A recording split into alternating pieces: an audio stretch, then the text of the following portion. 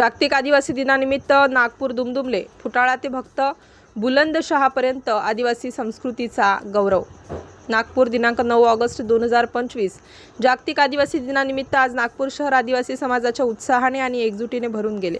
फुटाळा तलावापासून भक्त बुलंदशहा यांच्या पवित्र स्थळापर्यंत काढण्यात आलेल्या भव्य रॅलीमध्ये हजारो आदिवासी बांधवांनी सहभाग नोंदवला.